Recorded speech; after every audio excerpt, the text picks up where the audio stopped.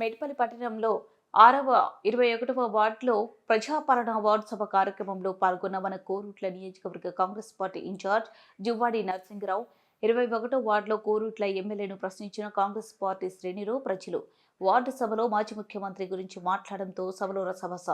ప్రస్తుత ముఖ్యమంత్రి వర్యులు రేవంత్ రెడ్డి ప్రభుత్వం చేసిన అభివృద్ధి పనులను ఇక్కడ మాట్లాడాలని కాంగ్రెస్ శ్రేణులు గొడవ. విషయం తెలుసుకుని వార్డు సభకు వెళ్లిన జువ్వాడి సభ నుండి నేను వెళ్లిపోతా అన్న ఎమ్మెల్యేను ఆపిన జువ్వాడి నరసింగరావు. అనంతరం సభ వేదికను పంచుకున్న కోరుట్ల నియోజకవర్గ Congress party incharge Juvvadi Narasingarao, Korutla MLA Sanjay. 6వ వార్డు నుంచి వచ్చిన సోదరిమణులకు సోదరులకు అదేవిధంగా మున్సిపల్ అక్షయ్ గారికి, కౌన్సిలర్ గారికి, మహేందర్ గారికి, ఆకుల లింగారెడ్డి గారికి,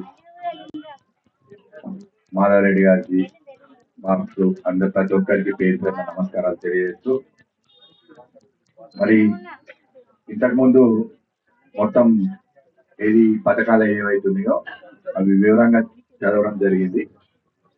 ముఖ్యంగా ఎవరికైతే ఇల్లు లేవో అర్హులైన వారికి జాగా ఉన్న వారికి ఇల్లు ఇస్తున్నది. 50 గదాలు కానీ, 70 గదాలు కానీ, 80 గదాలు కానీ, 100 గదాలు కానీ, 120 గదాలు, మీకు భూమి ఉంటే మొదటి విడతలో ప్రతి ఒక్కరికి మీరు బేస్మెంట్ కట్టుకుంటే దాని తర్వాత గోడలు కట్టి కంపులు కట్టుకుంటే అట్లా డబ్బులు ప్రభుత్వం మంజూరు చేస్తా ఉంది. అయ్యో ఇప్పుడు చదివిన దాంట్లో నా పేరు రాలేదు, దాంట్లో ఉన్న వాళ్ళకి వీళ్ళు ఇల్లు ఉన్న వాళ్ళకి పేరు వచ్చిందా అనేది అలాంటి అపోహలన్నీ తీసేయండి. ఇవల్ల మళ్ళీ మీరు అప్లికేషన్ ఇచ్చుకోవచ్చు. ఎవరికైనా రాలేదు అనుకున్నాం. రెండో విడత ఏదైతే ఉన్నదో రెండో విడతల భూమి లేకుండా మొత్తం అసలు ఏమి జాగలేదు అన్న వాళ్ళకి రెండో విడతల మళ్ళీ ఇల్లు ఇందిరమ్మ ఇల్లు రెండు ప్రక్రియలు చేసినారు. ఒకటేమో భూమి ఉన్న వాళ్ళకు, అసలే భూమి లేని వాళ్ళందరికీ కూడా రెండో విడతలు ఇస్తున్నారు. అదేవిధంగా రేషన్ కార్డు ఎవరైతే గతంలో దాదాపు అప్పుడు 10 సంవత్సరాల నుంచి రేషన్ కార్డు లేక చాలా మంది ఇబ్బంది పడతాము. మనము ఈ ప్రభుత్వం ఎలక్షన్ల హామీ ఇవ్వడం జరిగింది. హామీ ప్రకారమే ఇప్పుడు ఇల్లు కానీ రేషన్ కార్డు కానీ మొదట అప్పుడు పెళ్లిలైన మీ కుటుంబ సభ్యుల్లో కొడుకు కోడలు వచ్చిండు, వాళ్ళ కొడుకు కోడళ్ళు మరి మీ ఇంట్లో ఉంటే రేషన్ కార్డు లేదు. అలాంటి వాళ్ళు కూడా అందరూ మరి రేషన్ కార్డు నమోదు చేసుకోవచ్చు.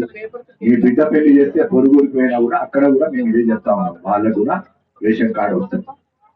మొదటి విడతల ప్రతి ఒక్కరికి కూడా మీకు భూమి ఉన్నా కూడా దాదాపు 7 ఎకరాల కృషికి 3 ఎకరాల భూమి 10 ఎకరాలు ఉన్న వాళ్ళకు కూడా రేషన్ కార్డు ఇవ్వబోతా ఉన్నది ఈ ప్రభుత్వం.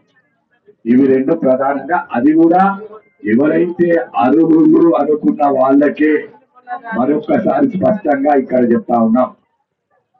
ఎలాంటి అవకతవకలు లేకుండా, ఎలాంటి విభేదాలు లేకుండా పార్టీల అగ్రిమెంట్ అయింది, టెండర్ అయింది సార్.